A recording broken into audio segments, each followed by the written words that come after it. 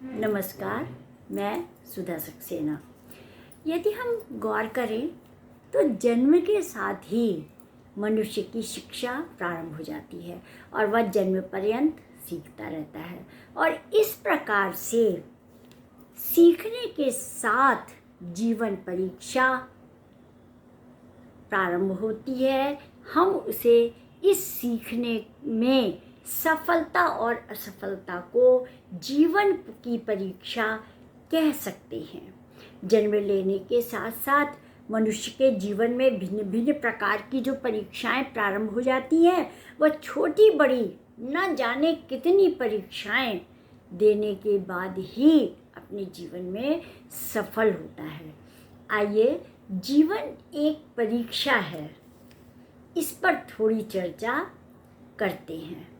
यह सत्य है कि यदि हम जीवन को परीक्षा मान करके चलेंगे तो हम कभी भी असफलता से घबराएंगे नहीं, वरन बार बार उस असफलता को सफलता में बदलने के लिए हम लगातार प्रयत्न करते रहेंगे। कुछ में व्यक्ति सफल होता है तो कुछ में वह असफल हो जाता है।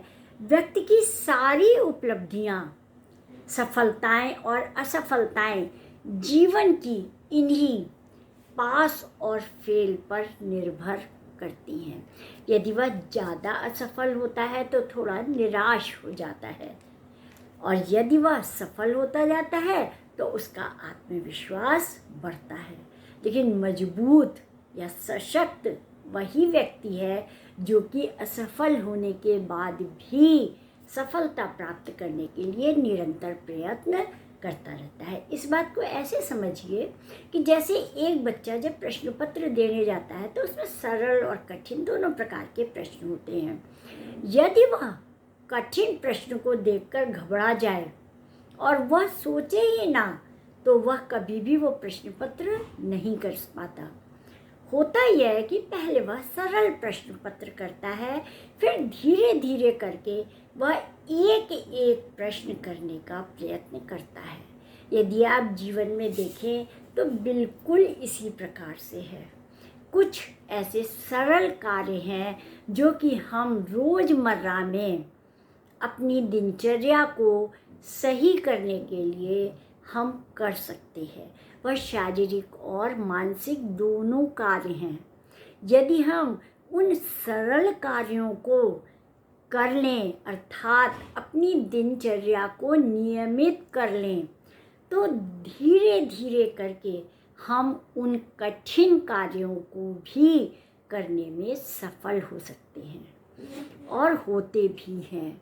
एक तथ्य यह समझने का है कि सीढ़ी सदैव एक से दूसरे पर चढ़ी जाती है।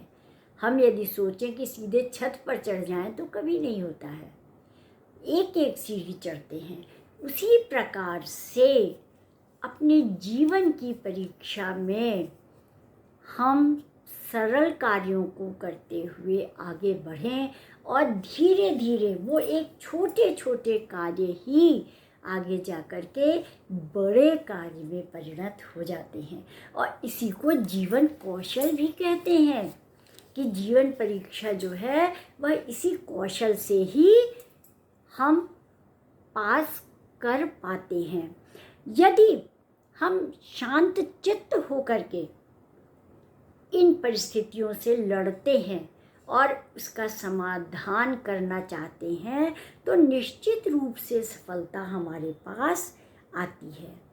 जैसे कि प्रश्न पत्र, जैसे कि मैंने पहले भी उदाहरण दिया कि यदि बच्चा उस कठिन प्रश्न पत्र को देखकर घबरा जाएगा तो कभी भी नहीं वह उसे हल कर सकता है। वह शांत चित्त से जब सोचता है, अपनी याददाश्त को पुनः अपने मस्तिष्क पटल पर लाता है और वह धीरे धीरे करके उसमें से तमाम प्रश्नों का समाधान कर लेता है।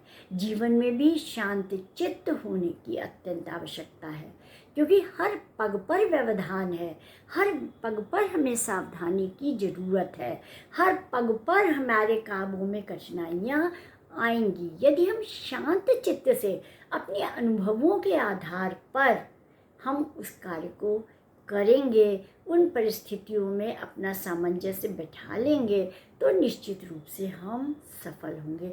हो सकता है कि कभी हमारे मन से वो कार्य ना हो, तो वहाँ पर हमारा लचीला होना अत्यंत आवश्यक है।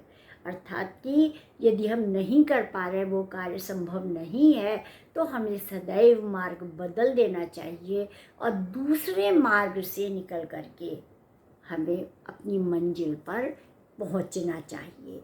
परीक्षा जीवन के खरेपन और खोट दोनों को जांचती है। जैसे सोने की शुद्धता की परीक्षा अग्नि से होती है, तो खोटेपन की परीक्षा भी अग्नि से ही होती है।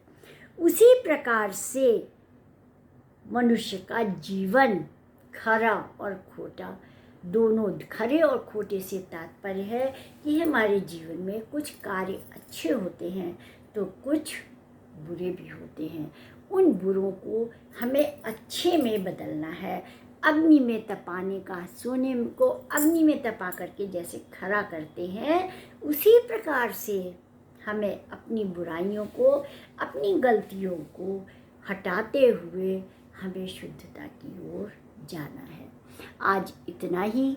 यदि आपको मेरी चर्चा अच्छी लगती हो तो आप मेरा चैनल अवश्य लाइक और सब्सक्राइब कर लीजिए। धन्यवाद।